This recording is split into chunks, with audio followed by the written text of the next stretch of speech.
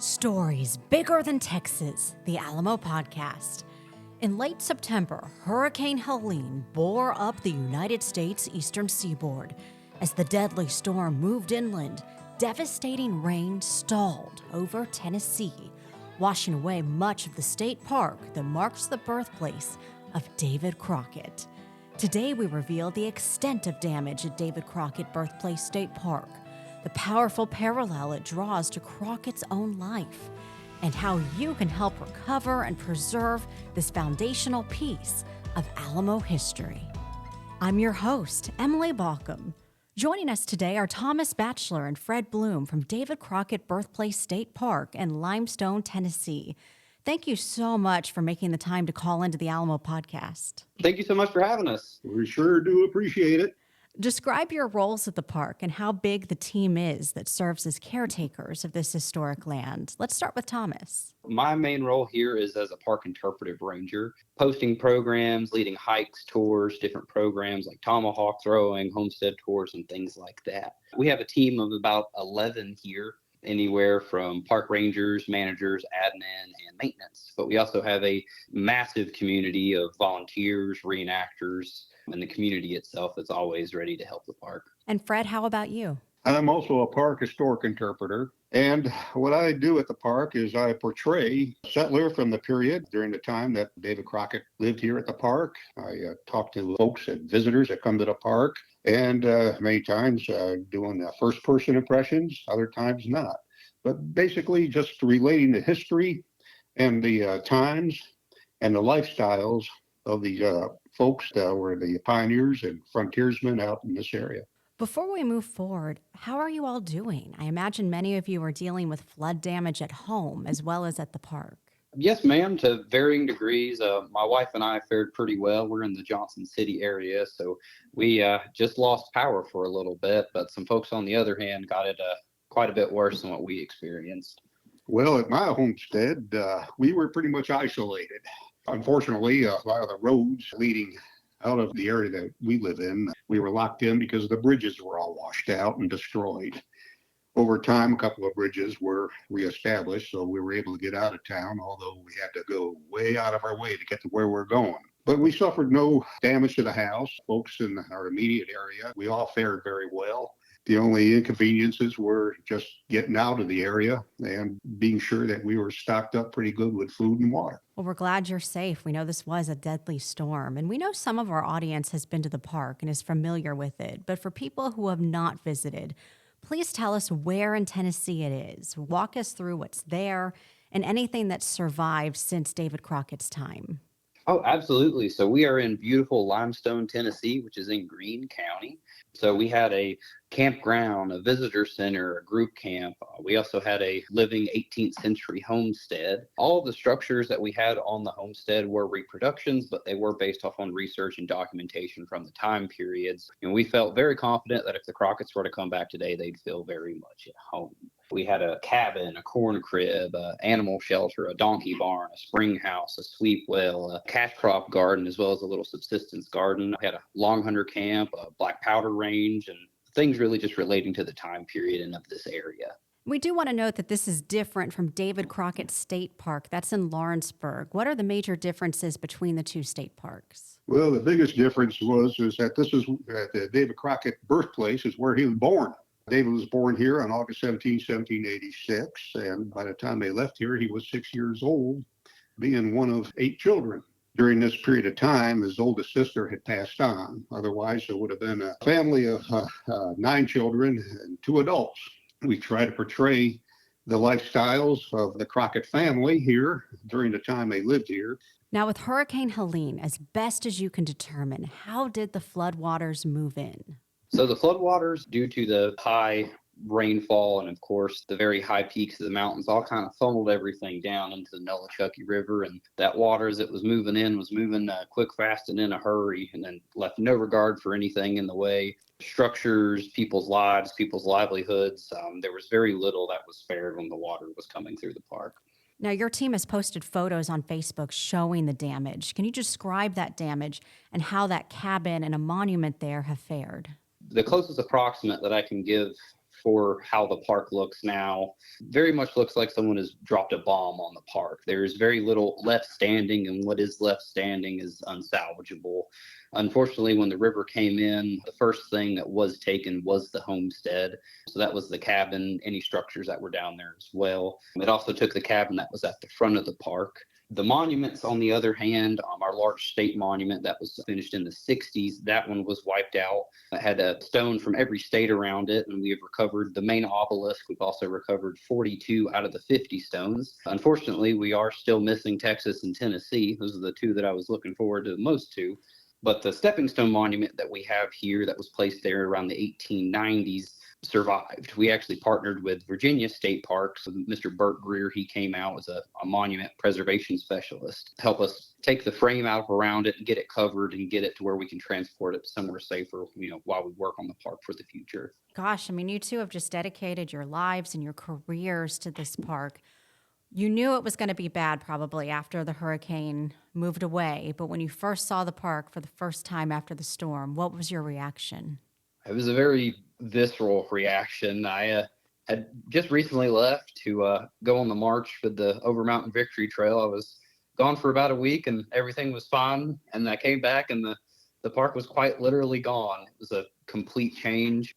Lots of nights of missed sleep and many tears of shed, at least on my account. But it's a completely different world that we have down here now. The first time I saw the park after the damage was on pictures and photographs and such. And I'll tell you, they do not do it justice. You really have to be here on the park to see the damage that was done. In fact, at one point, to give you a rough idea, I took a picture of Thomas here standing under a tree that survived. And about 15 to 20 feet above his head was a bucket. So that gives you an idea of the flooding that took place here. But it does look like a lunar landscape where we had plenty of trees along the banks. And we lost one of the banks. We had a lower and upper bank. The lower bank is gone. The bank across the river, which was, just a lot of trees, and it looked very beautiful, forested, it's all gone. It looked to me like new channels were plowed into the river and cutting through. So the park pretty much went through quite a change. And I agree with Thomas. It was pretty visceral when I did see the park here. Just the shock Although we of it did all. find that there are a lot more animals here than we thought there would be, because if you look at the mud that's here, you see thousands of different animal tracks. So, Well, speaking of animals, we understand there are some donkeys who call the park home, and they survived. That's a silver lining. Oh, absolutely. So the staff here was focused on evacuating the campers that we had in the campground. And then once they realized that the water was rising very rapidly, the water, for folks that have been here, they know the little donkey paddock, the water was getting up to the fence line there. And they realized that then and there they needed to get the donkeys out. So they harnessed up Jack and Jenny. And by the time that they had got them harnessed and off site, about 15 to 30 minutes, the water had gone from the first row of fencing all the way up to their barn. So the water was rising that quickly. But Jack and Jenny are currently off-site at a local farm. They're probably about 2 minutes from the park, and they've got a new shed built, a new fence for them. So they're living the good life right now while we work on rebuilding the park. And you check on them every day to make sure they're good. Yes, ma'am. Every day. So the park is understandably closed for the time being. What is the work right now to clean up and move forward? So right now, it's a lot of damage assessment. We're trying to recover anything that could possibly be recovered, a lot of trash cleanup, having to move a lot of mud and dirt and debris out of the way, really just to try and make way for when we get some heavy equipment in. That way we have most of those obstacles out of the way. But through some of that cleanup, we have actually recovered 3 logs from the stone cipher cabin, which is the one that was at the front of the park. And we've also recovered 5 logs from the donkey barn. So not all was lost. So we have a couple of those timbers that were part of the homestead. Fred, in a moment of historical symmetry, David Crockett also dealt with a big flood in his lifetime. oh, he certainly did. And you can relate the two events they're just practically identical. Going back a little bit, around 1794, when David turned 8 years old, his father, John, and a fellow named Thomas Galbraith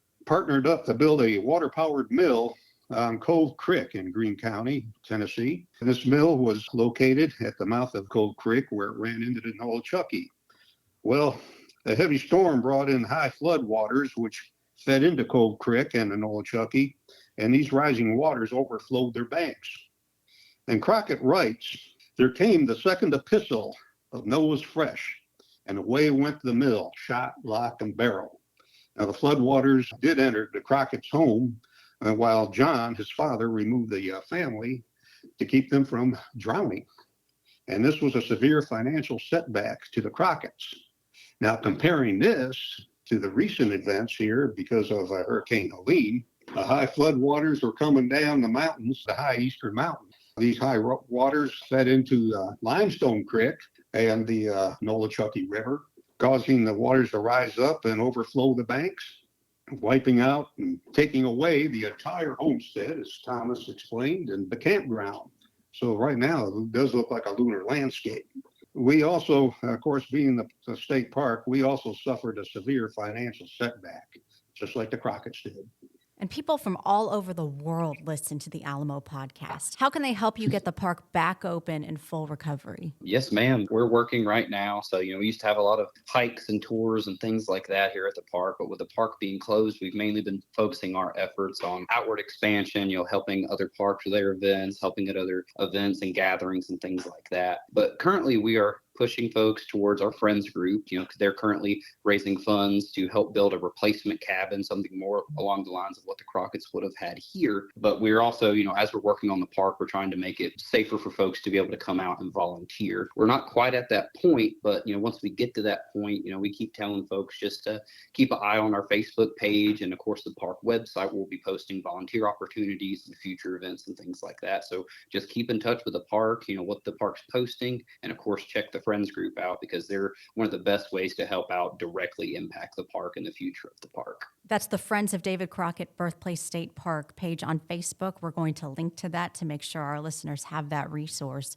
Is there a timeline for when the park can reopen or a financial goal, or is it still too soon to know that? It's way too soon to even put a date on there. The most current information that we have now is that there will be a state park here. It may not look the same, it may not feel the same, but there will be a park here, and we're going to build it back better than it was before. Well, like we here at the Alamo, I imagine you get a lot of visitors whose childhood hero was David Crockett, whether from the Fess Parker Show or the John Wayne movie. Tell me their stories. Well, we meet a lot of folks here. Like with my age, I grew up with Disney's King of the Wild Frontier, and he was a hero of mine up until right now. Now, we get many of folks that come here that grew up listening to and watching King of the Wild Frontier, watching the Alamo movie through John Wayne and such. It's amazing how many of these folks still consider Crockett to be their hero. This is absolutely land worth saving, worth preserving.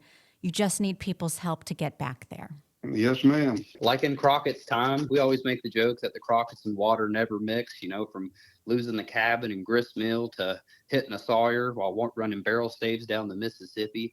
Water never stopped Crockett. He always would get up out of the water, dry off, and hit right next to his next path, and he just kept going on. So that's our purpose, is keeping that flame of Crockett burning alive. Crockett's importance does live on, and not in what he's achieved, but that he never stopped trying. He never quit and never lost hope.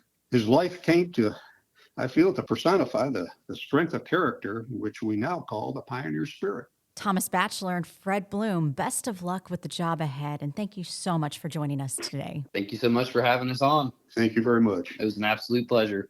Be sure to check out the podcast notes. We've linked to the David Crockett Birthplace State Park website and its page on Facebook, where you can follow the park's recovery. And if you'd like to help with those efforts, we've also linked to the page for the Friends of David Crockett Birthplace State Park, where you can become a member and connect directly with people on the ground. You've been listening to Stories Bigger Than Texas, the Alamo Podcast.